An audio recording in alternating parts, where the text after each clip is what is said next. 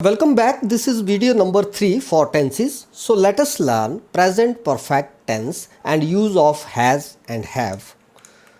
तो present perfect tense की पहचान देखते हैं पहले।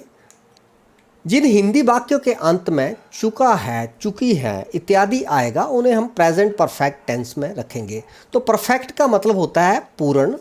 तो जिन वाक्यों में कार्यों के पूरा होने का ज्ञान हो वो प्रेजेंट परफेक्ट टेंस होंगे। फॉर एग्जाम्पल, मैं पत्र लिख चुका हूँ, तो यहाँ पर मैंने पत्र लिखकर समाप्त कर दिया है, तो ये प्रेजेंट परफेक्ट टेंस होगा। वाक्य के अंत में चुकी हूँ आ रहा है। इसी तरह उसने पाठ याद कर लिया है, उसने मेरा दिल नहीं दुखाया है, क्या आप शिमला हो आए हो, क्या मैंने किराया नहीं दिया है।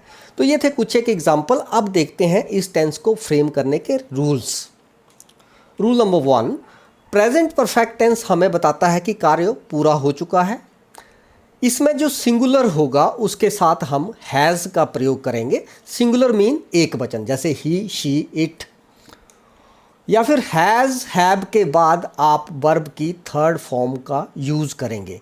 तो जहाँ भी आप हैज़ या हैव लगाएंगे उसके साथ हमेशा वर्ब की थर्ड फॉर्म का यूज़ होगा। जो नेगेटिव सेंटेंस होंगे उनमें हैव नॉट या फिर हैज़ नॉट लगेगा सब्जेक्ट के अनुसार और वर्ब की लगेगी थर्ड फॉर्म।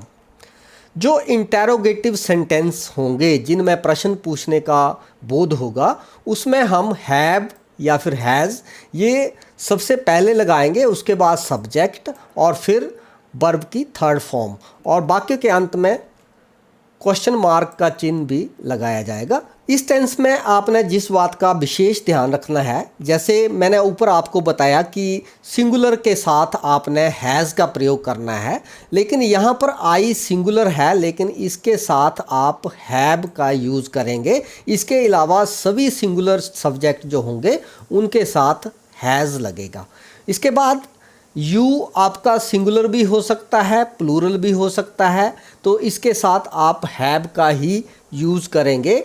और बाकी के जो प्लूरल होंगे उनमें तो हैव आएगा ही, साथ में वर्ब की third form. Now let us apply these rules for framing sentences. पहले बात करते हैं अफर्मेटिव सेंटेंसेस की, जिनको हम सकारात्मक वाक्य या फिर पॉजिटिव सेंटेंसेस भी कहते हैं।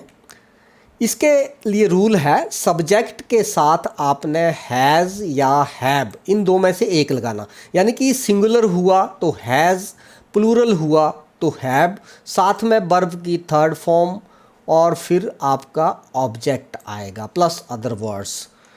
मैं पत्र लिख चुका हूँ, I have written the letter.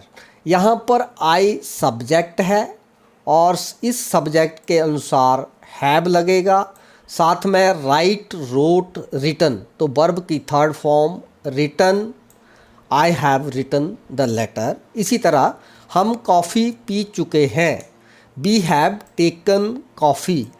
We आपका सब्जेक्ट है, प्लूरल है, तो इसके साथ हैव लगेगा, टेक, टुक, टेकन, वर्ब की थर्ड फॉर्म आ गई। मैंने अपना काम समाप्त कर लिया है, I have finished my work, तो आई के साथ आपने हैव लगाना है, वर्ब की थर्ड फॉर्म। वह बाजार चला गया है या वह बाजार जा चुका है, he has gone to the market. हम परीक्षा पास कर चुके हैं, तो बी यहाँ पर प्लूरल है, इसके साथ हैव आएगा, we have passed the examination. इसी तरह जो इंटेरोगेटिव सेंटेंसेस होंगे जिसमें प्रश्न पूछने का ज्ञान हो, उसके लिए स्ट्रक्चर है, हैज़, हैव पहले आएगा, उसके बाद सब्जेक्ट और उसके बाद वर्ब की third form plus object plus other words. For example, क्या वह कपड़े धो चुकी है, तो यहाँ पर वह जो है वो सिंगुलर है, तो इसके साथ हैज़ आएगा, has she washed the clothes. क्या उसने पत्र लिख लिया है, has he written the letter. या फिर क्या वह पत्र लिख चुका है। नंबर 3, क्या हम चाय पी चुके हैं, या फिर इसको ऐसे भी लिख सकते हैं, क्या हमने चाय पी ली है।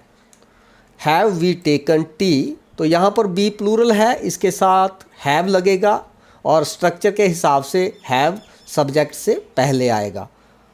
क्या सूर्य छिप गया है या फिर क्या सूर्य छिप चुका है। हैज़ द सन सेट, तो सेट के तीनों फॉर्म यही होते हैं, सेट सेट सेट। तो ये आपका हो गया इंटेरोगेटिव सेंटेंस। इसी तरह नेगेटिव सेंटेंस जिनमें ना का उल्लेख होगा उसके लिए स्ट्रक्चर है सब्जेक्ट के साथ हैज़ या हैव, फिर नॉट, फिर वर्ब की third form plus object. For example, हमने चाय नहीं पी है, we have not taken tea, तो वी आ गया सब्जेक्ट, उसके साथ लगेगा हैव क्योंकि वी प्लूरल है, और हैव या हैज़ के तुरंत बाद नॉट, उसके बाद वर्ब की third form take, took, taken. उसने पत्र नहीं लिखा है, he hasn't written the letter, उन्होंने काम समाप्त नहीं किया है, they haven't finished the work. They आ गया प्लूरल, इसके साथ लगेगा हैव और साथ में नॉट प्लस वर्ब की थर्ड फॉर्म। नंबर 4, उसने पाठ याद नहीं किया है, he hasn't learned the lesson.